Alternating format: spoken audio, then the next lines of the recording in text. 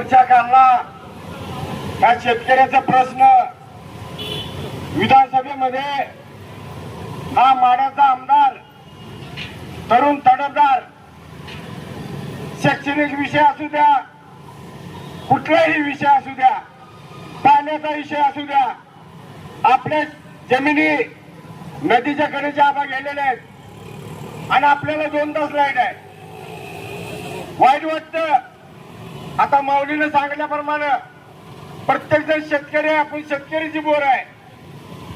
कारण सकाळी आल्या गेल्यानंतर रानात दारू दिलं सुद्धा माग नाही आणि परत राजकारण करायचं आहे।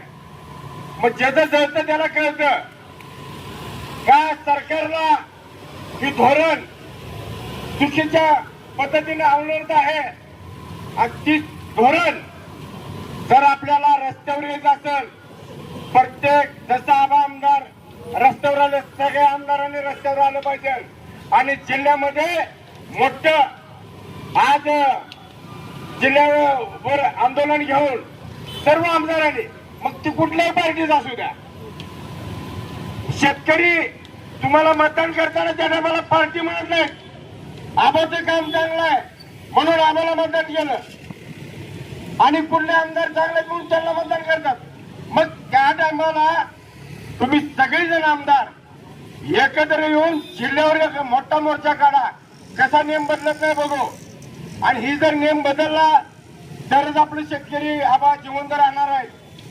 नाहीतर माऊलीने सांगण्या पद्धतीने प्रत्येक जणाचा ऊस आहे, पण निस्ताचा ऊस दिसतोय। ज्यावेळेस तुमचं कारखाना चालू होतं त्या टायमाला असे नुसत्या बांड्या जसे आपण पहिलं बाटू काढत होतो धुंदळ्याचं, त्या पद्धतीची परिस्थिती होईल। मग मी सगळ्याला विनंती करतो, सर्व शेतकऱ्यांनी जो आबांनी निर्णय घेतलाय असा आमचा पण परत मोर्चा आहे।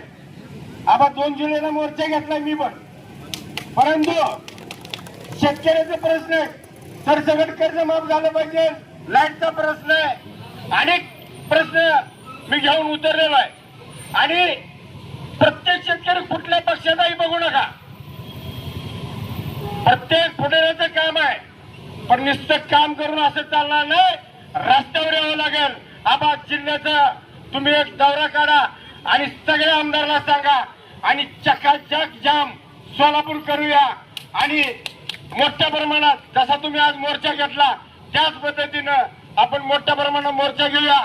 सर्व शेतकऱ्यांना आवाहन करतो, ज्या सोलापूर जिल्ह्यामध्ये सर्व शेतकरी आहेत, एक जिल्ह्यामध्ये आबा सांगतील, एक जिल्ह्यात मोठा मोर्चा आबा नेऊया, एवढंच बोलतो मी, माझी रजा घेतो। जय हिंद, जय महाराष्ट्र।